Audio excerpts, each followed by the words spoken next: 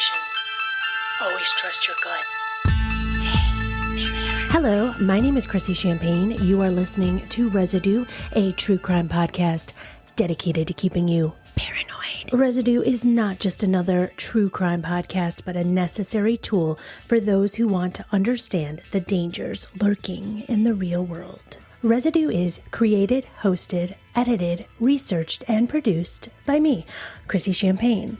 Okay, you know what time it is. Before we get into our story, I'm going to need you to follow you, will you follow me all those days and nights that we know will be, you will. Okay, I don't know the rest, but you know, that's a little tune from Genesis called Follow You. Follow me. If you guys could just hit that follow button, it would completely make my day.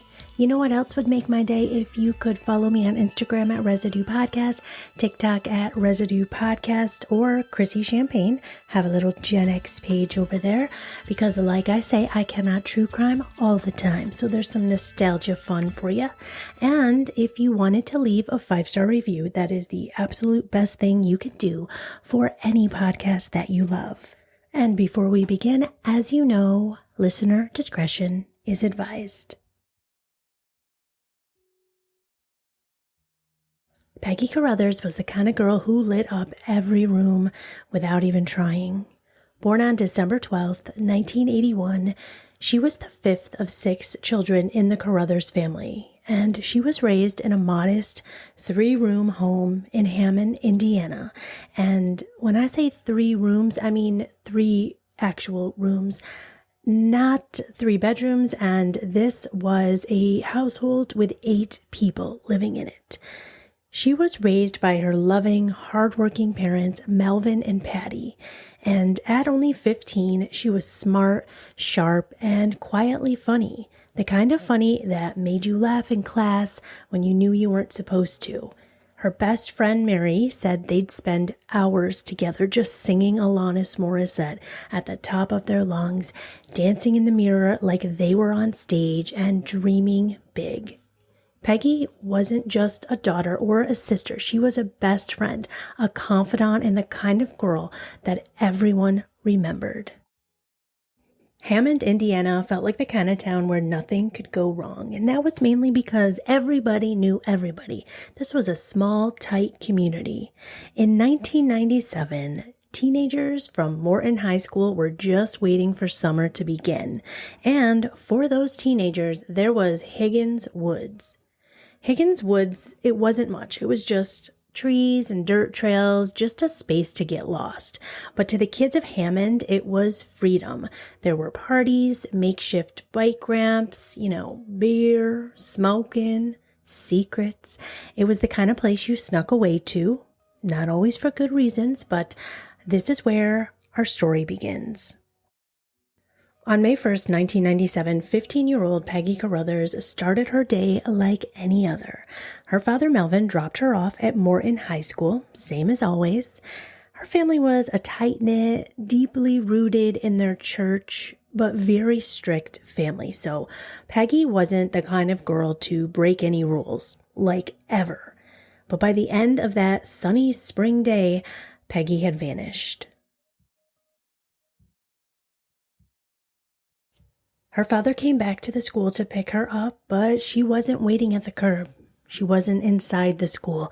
So he went home and he just hoped maybe she walked home, but she wasn't there either. There was no note. There was no call. Peggy was gone. And her parents knew immediately that something was wrong because Peggy didn't just disappear. If she ever left school without permission, there'd be consequences, and she knew that. They called her friends. There's nothing. No one knows anything. And then eventually, the school recommends that the parents file a missing persons report. And that is when police begin to ask the questions. Peggy's best friend, Mary Stiles Sisk, she says that she last saw Peggy after gym class, and that was 5th period, but she never showed up for her 6th or 7th period, and this is very strange. Police are immediately at Morton High School. They are talking to everyone, teachers, students, Peggy's friends. They are really talking to Peggy's best friend, Mary. And through Mary, they find out that Peggy did have an ex-boyfriend, and his name was Colin Merrill. Colin was basically the new boy in town, and Peggy thought he was so cute. So Mary told police that Peggy had dated Colin for a little bit, but back in February, they broke up. It's now May, so the two have been broken up about 3 months, and Colin already had another girlfriend. But still, detectives are going to need to talk to him. Police find out that Peggy took the breakup pretty hard, and Colin tells them that she had even kind of been stalking him and his new girlfriend. He says that they broke up a long time ago, so he has literally no idea where she was on May 1st, 1997, when she went missing. Okay. But Peggy missed 6th and 7th period that day, and Colin also missed 6th period, but Colin was back at school for 7th. So where the hell was Colin? You know where he was? He says during 6th period, he skipped class and he was in the bathroom smoking with a friend named Corey. So police follow up with this friend named Corey. And of course, Corey says, yes, it's true. Colin was in the bathroom smoking with me. So with no evidence of foul play, police leaned toward what they thought was the obvious. Maybe Peggy ran away. Now, Peggy's family is really on edge, and they weren't very vocal publicly or with the media, but they were handing out flyers everywhere in town. The entire community was behind them. Peggy's been missing for weeks now. And then comes the tip. These two boys from town call police and tell them that they saw something strange in the woods about a month ago. So May 1st, 1997, 17-year-old Jason Brannick and his friend, they go into Higgins Woods to party. They see this weird mount of dirt. It looks out of place, and the two of them just start poking around in the dirt. They're using sticks, poking around, and as they're poking, they see a piece of cloth. And they keep kind of jabbing at this cloth, and then they realize that this isn't clothing. This looks like skin. So they run out of the woods, and they didn't know what to do. They didn't tell police. Now, this is May 1st. Peggy's been missing since May 1st, and it's been weeks. They run home on May 1st, and they don't tell a soul. They don't tell their parents. They don't tell the police. They just keep it between themselves, and they say they were just too scared and too young. They say, what are we going to do? Say we saw a body in the woods? And, yes, that's what you're going to do. You're going to leave the woods and you're going to go tell someone that you saw a body. I mean, I just can't fathom not running out of those woods and screaming, I found a body at the top of my lungs. Okay, so these two wait a month and now they tell someone because the flyers have been up. Their schoolmate has been missing. I mean, it's all over the news. It's all anyone in town can talk about. I don't know how they sat on the secret for a whole month. Okay, but here's the kicker about these two boys. They didn't tell someone because of the flyers, because Peggy was missing. First, they thought it would be a good idea to go back to where they found this possible body. And they go back into the woods one night and they notice that the hole has been refilled. The dirt is fresh. Everything is covered back up. And that is when they get freaked out. Like, that is some creepy shit to them. So that's when they call the police. So they bring the police to the spot. This spot in the woods immediately becomes a crime scene, and the entire community is told to stay away from these woods. Investigators start peeling back the top layer of the dirt pile. They find a body lying in the grave. The body of a decomposed small female, about 5 feet tall, laying on her side in a fetal position with a steel pipe laying across her chest. As they lift this body out, they immediately see that she had massive blunt force trauma to the back of the head. And this person was wearing the same clothes that Peggy Carothers was wearing the day she went missing. In her pants pocket was her high school ID, Peggy Carothers.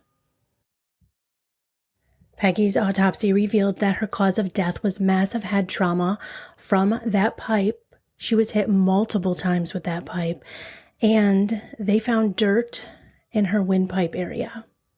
She was unconscious when she was put into that grave. Peggy Carothers was buried alive. Now, this case was very difficult for police because there was no DNA evidence. So they start the investigation immediately with the boys who found the body. And Jason, the 17-year-old boy, was interviewed with his mother, but they are quickly ruled out and those two boys are free to go. Now, as this is happening, and the community is already in this whirlwind, they're all very devastated.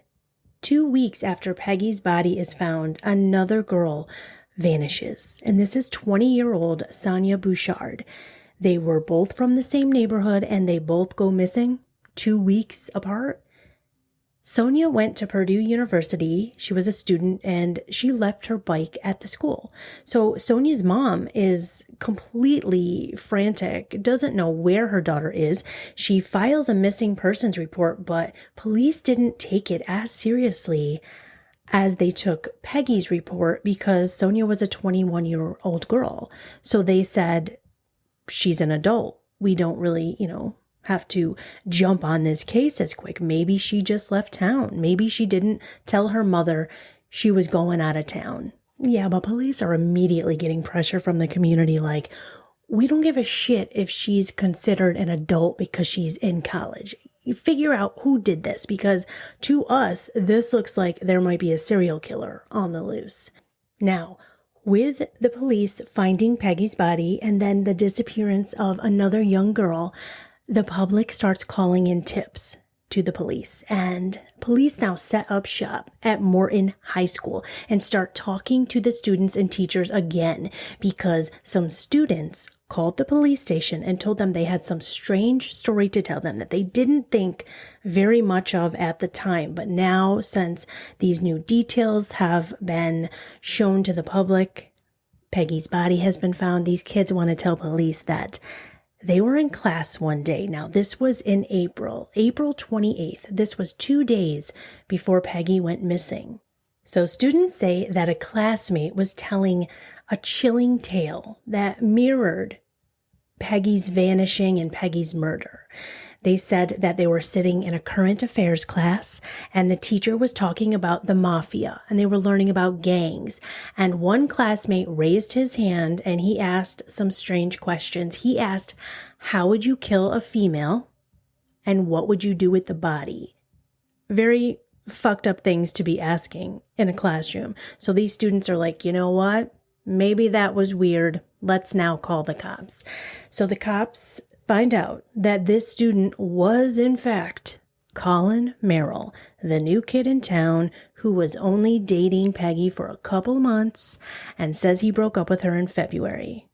Along with the news of finding out that Colin Merrill was asking creepy questions during a class, 2 days before Peggy went missing, police also find out that the other vanished woman, Sonia Bouchard, was found.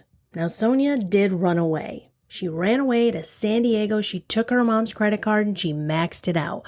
So now that police know Sonia's okay, this isn't a serial killer on the loose, they're hard laser focused on Colin. They now go to Peggy's best friend, Mary, and they grill her. They know Mary's keeping a secret. And like I've said, the best friend always knows everything. That is something we have to keep in mind with all of these true crime cases. If police can't figure it out, I know who fucking can. Your best friend. Are you listening, Trish? I know she's listening. She listens to every single one of my episodes and then reports back to me once she's done. So, love you. And now Mary tells police that she's not even just a best friend to Peggy. She is her sister. She loves Peggy so much that she kept a secret from the police, but now she knows that she has to come forward and tell police everything because the minute they found Peggy's body, Mary knew, shit, I gotta tell them what really happened. And don't get mad at Mary here because Mary did believe at first that maybe Peggy did run away. I mean, it's the 90s. We didn't have access at that time to be texting each other and social mediaing each other to let them know we're okay. So she did believe maybe Peggy did run away, and this is why. Peggy had very strict parents. Peggy shouldn't even have been dating Colin. She dated him 3 months at age 15, and Peggy told Mary that she believed she was 3 months pregnant.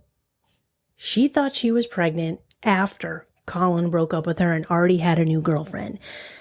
So she tells Colin, and Colin pretends like he's all in. Colin said, "Let's make this a thing. Let's live happily ever after.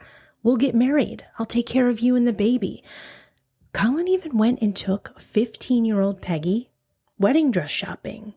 And this wedding shop owner, she comes forward and tells police that she believed she had Peggy Carothers and Colin Merrill in her shop one afternoon. And she said that Colin got really angry and had an outburst when the owner wouldn't allow him to enter the fitting rooms with Peggy.